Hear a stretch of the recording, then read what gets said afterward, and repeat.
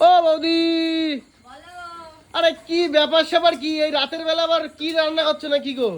রাত্রেবেলা হঠাৎ করে চিকেন খাওয়ার ইচ্ছা হয়েছে। রাত্রেবেলা চিকেন?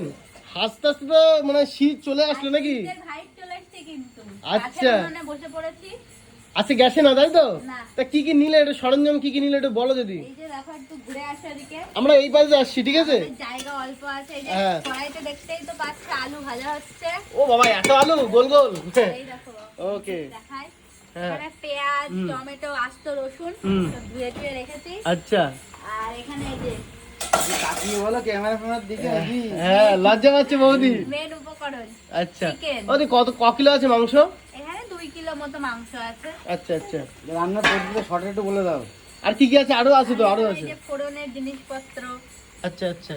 আর এখানে আছে হলুদ, লবণ, গরম ও। মশলা ইত্যাদি। ও, তা হচ্ছে আজকে হঠাৎ পিকনিকের অ্যারেঞ্জমেন্ট কেন মনে হলো নাকি? হঠাৎ হঠাৎ করে কাউতালি ওঠে যে ও। চিকেন খাবো। হ্যাঁ, অনেকে তো করে, আমরাও আমরা শুরু করে দিয়েছি কাউতালি। হ্যাঁ, কাউতালি না, হঠাৎ পিকনিক তাই তো? আমাদের রাজনীতি আছে, কোনো চাপ নেই তাই তো? পিকনিকে আমাদের রান্ধুনি হচ্ছে এই যে বৌদি। লোকের বউ। আচ্ছা কি বলতো, আমাদের কাউতলির জায়গাটা হয়তো আমরা 5 স্টার। হ্যাঁ, আস্তে আস্তে হয়ে যাবে, আস্তে আস্তে হয়ে যাবে।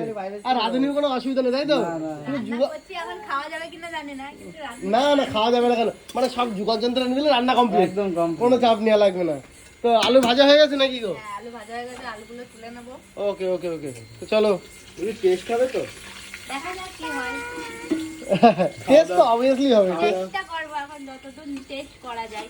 ওকে ওকে, এখন তোমরা যদি খেয়ে বলো টেস্ট হয়নি না টেস্ট হবে, টেস্ট হবে, টেস্ট হবে। রান্না তো করে, হ্যাঁ টেস্ট হবে না কেন? হবে হবে না মানে হবে। তো যাই হোক, চলো রান্না করতে হবে, তবে দেখা হচ্ছে।